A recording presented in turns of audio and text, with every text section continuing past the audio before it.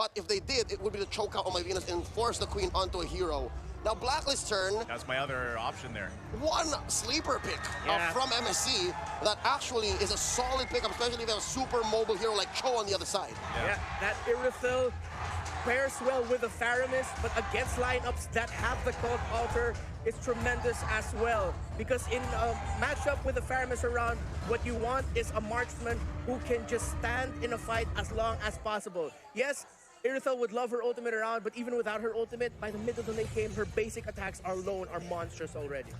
Yeah, and I mean, both teams, as we take the last look of the lineups here, they're solid all around, and at the same time, we are going to see if that is just exactly what we thought it was. Was it a Cho? No, it's going to be the Lolita, like we heard. So she will protect you. Yeah, she'll protect you. It could still work out here, but ladies and gentlemen, welcome to the last matchup for week number 3.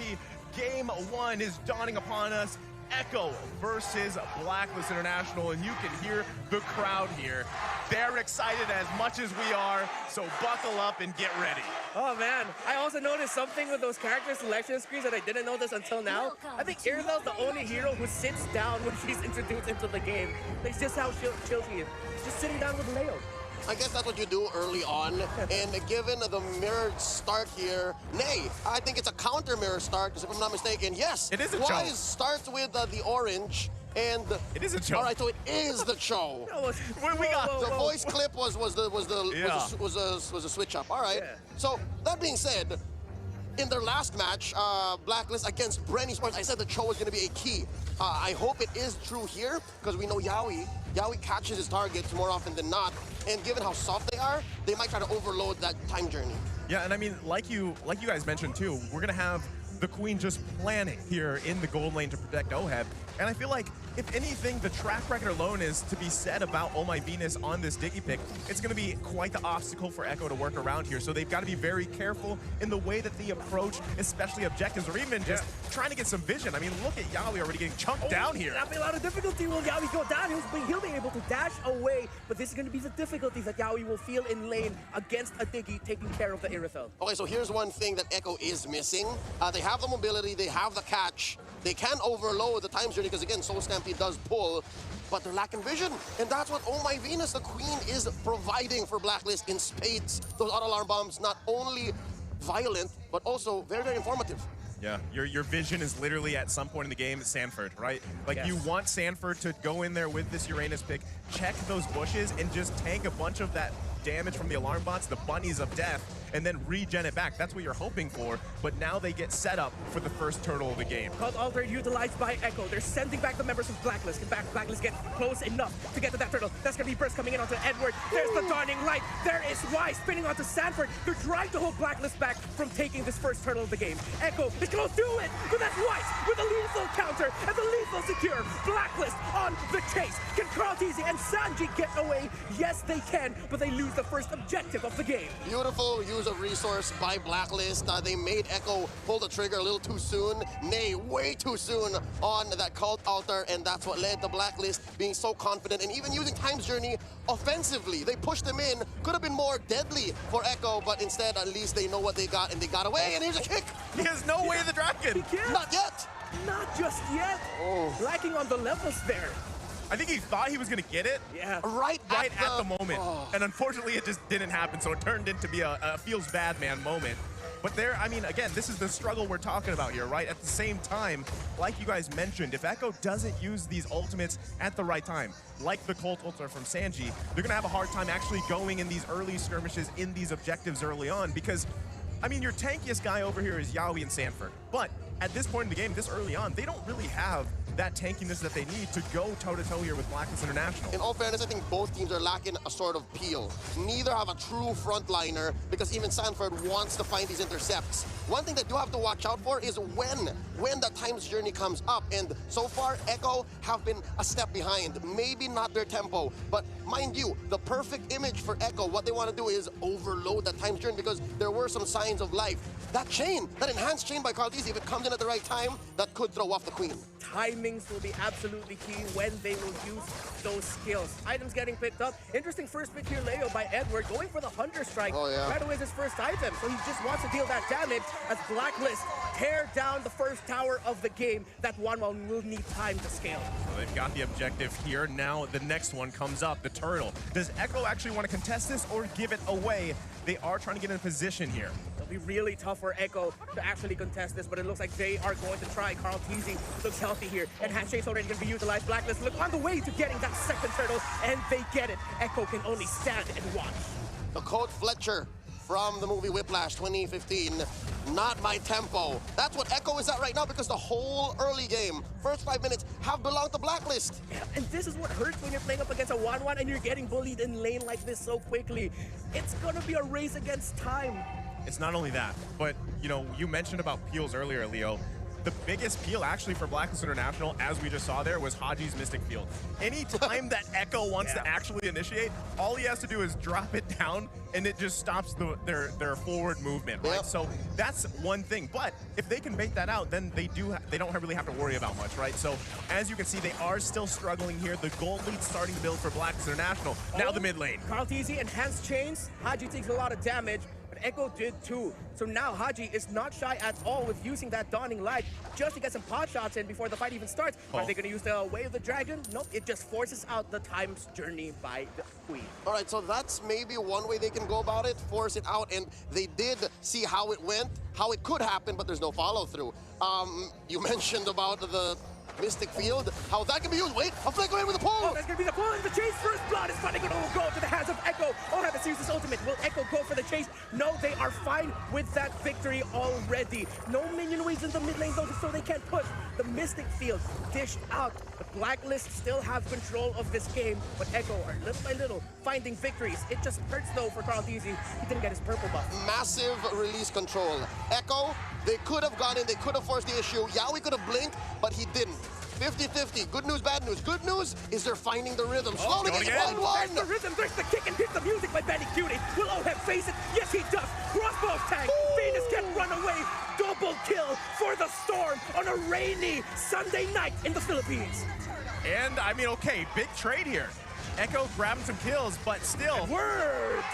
Edward capitalizing on that, plus another turtle, the third one of the game, but they're not done. And that's more action in the mid lane, the pull. The chain's already utilized here by Carl Teasy. Can he get away from this? Edward, the Hunter Strike is coming in big. Weiss is spinning away. Edward, can he get away? Yes, he does. Saji caught Alter, forced to keep the members of Echo alive, and that is a reset by both squads. Scary. So that was the good news. Bad news, punishes are still happening. Blacklist still in the lead. Now you saw slowly what it might look like if Blacklist goes for the punish, because Echo, you see how Sanji needed a flicker to get the Soul Stampede in? This is a non-starter. Yo, he's in trouble! Oh man, the punish! Living up to the name of the ultimate, it was the most lethal of counters by Blacklist as Weiss eats it up. Then there's Edward, 2 versus 1, under tower. Can the Paquito survive? He's doing his absolute best. He's still alive, but he finally gets taken out. Here comes Haji. Mystic Field, will it be able to connect? No, it doesn't. Carl Teasy and Sanford back off. Echo's down on the range, man. It's so much easier for Blacklist to engage. That's what's going on. That's why they're struggling despite finding these kills here and there. You want action? This is game number 1, mind you, and they're still going. Oh, there's the kick by Yaoi. The Irithel falls. There's a signal for Blacklist International to go back, but there's the pull by Sanford, or by Sanji. Carl Teasy, though, couldn't fully capitalize there, but Echo with a little bit more momentum in the mid lane to try and break this middle tower. Will they actually go for it? But it looks like Blacklist are in a good position to defend as Carl Teasy is just trying to steal away the purple buff of the members of Blacklist International. Mid lane tower falls for the side of Blacklist, but Blacklist will look to punish. Echo is close by though already. Looks like both teams will rest for now. That gold lead just shrank like that. And in case you're wondering, it came from the sudden push down bottom. They're forcing the issue. That's why they chipped away so hard so quickly. And now Blacklist, they have prime position over the Lord, but it's so difficult because the damage is real. The threat from Echo, they're doing it. They're overloading. Oh my Venus. Oh, Carl Teasy gets cut, but that's going to be the call. Oh, they're saving him. Here comes a big fight for the first Lord of the game. Time's Journey committed. Who's going to be able to pop the ultimate first or get the kill first? There's a knockup by Echo. There's a kill onto Edward. The burst is real. Sanford peeling away, but Oheb takes him down. But here comes Benny Cutie. The Storm lands with a crossbow attack. He's chasing Weiss. Lethal counter to the face as Blacklist International warn Echo, you are not going to easily take this Lord away from us. Man, oh man, just when you think Benny Cutie, the Storm is in a great position, Wise checks him. And that is something you have to be very careful about already with everything happening here. Let's take a look at the items. Benny needs more damage. I mean, there's a lot going into that corrosion scythe and DHS, but again, he is at a precipice. He's not sure, should I start building magic defense? Haji starts to sting, but wait, in mid! He needs to run. Edward goes in, takes down the jungler. There's a kick by Yawi. Will the Oheb Irisel be able to survive Time's journey? Time runs out for the Queen, though, as Sanji gets a kill onto the Diggy. It's a scramble everywhere. Both teams really do not want to give this first Lord of the game. This is, I mean, this might be the first time. I know it's very minuscule, but Echo has this small gold lead. And as it continues, I mean, they have done quite a bit of effort here to get this back in their favor, but still, they've got to be careful. They do have the turret advantage as well, but Lord already about half health here. Yeah, we really low. There's the roll for Echo down, and there's also members of Echo falling. Blacklist looks to be winning this Lord fight, and they do. Wise secures it. Sanford can't run away. No members of Blacklist fell. It's a triple kill. There's been a sniper, but Krontizi gets one back. But at the end of it all, it's Blacklist with the Lord, Blacklist with a break in the mid, and Blacklist in control. Okay, so they had the gold lead, bury it for a few seconds, and then right back into Blacklist International's favor. How exactly? Well, let me tell you, numbers advantage. Blacklist were up a man, maybe even two at best. Yes. Secondly, Blacklist, specifically the Queen of My Venus, has been getting 2 task force auto alarm bombs for the first time in this 11-minute game. Those alarm bombs actually stick, and what that does is it allows for vision, and it's clear for Blacklist that they can go despite Oheb having a tough time. That's why this rubber banding effect was able to come into play. That's why he was able to clap back, pick up that Scarlet Phantom, and actually build up.